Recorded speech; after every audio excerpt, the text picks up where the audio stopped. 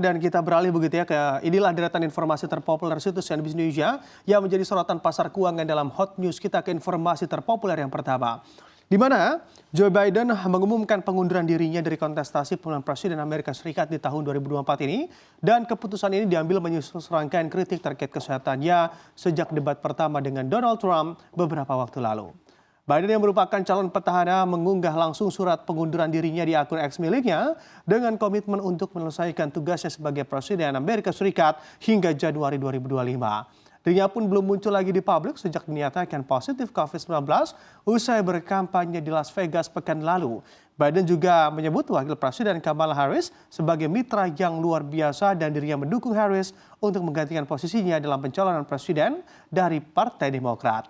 Sementara itu, Donald Trump dengan cepat bereaksi terhadap mundurnya Biden. Dalam sebuah postingan di Truth Social, Trump mengecam Biden karena tidak cocok untuk melayani sebagai presiden.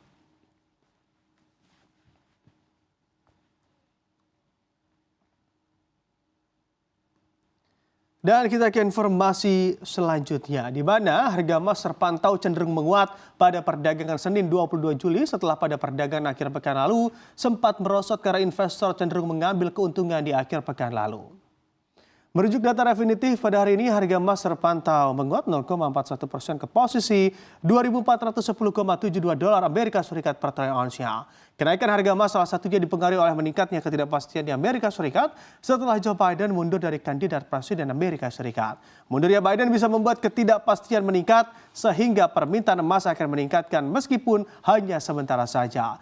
Namun, rekor-rekor baru di emas akan diproyeksi akan terus tercipta, di mana bank investasi JP Morgan pun meningkatkan target harga emasnya untuk tahun ini dan tahun 2025. Menurut perkiraan JP Morgan Research, harga emas diperkirakan akan naik ke kisaran 2.500 dolar Amerika Serikat per troy ounce pada akhir 2024. Di sisi lain, sentimen trader berfluktuasi karena beberapa faktor, sementara perekonomian China bertumbuh kurang dari yang diharapkan dan meningkatnya rumor bahwa mantan Presiden Donald Trump mungkin memenangkan pemilu tanggal 5 November, mendorong greenback yang akan mengakhiri pekan lalu dengan kenaikan lebih dari 0,26% menurut indeks dolar Amerika Serikat.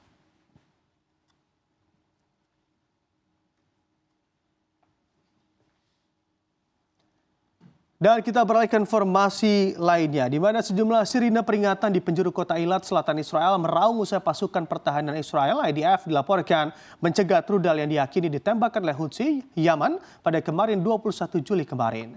Sirine peringatan ini berbunyi kala aksi saling serang antara militer Israel dan juga Houthi Yaman makin sengit dalam beberapa waktu terakhir. Melalui pernyataan di X, militer Israel mengklaim berhasil menembak jatuh sebuah rudal yang terbang dari Yaman menggunakan sistem pertahanan rudal Arrow 3. Dikutip Al Jazeera, serbuan rudal ini datang tak lama setelah Israel menggempur kota pelabuhan Hodeida di Yaman sebagai salah satu wilayah strategis Houthi yang sampai saat ini masih menguasai negara tersebut. Menanggapi hal ini, Kementerian Luar Negeri Arab Saudi merasa prihatin dengan perkembangan eskalasi militer di Yaman yang memperburuk ketegangan yang ada di kawasan dan menghentikan upaya yang sedang berlangsung untuk mengakhiri konflik perang di Gaza.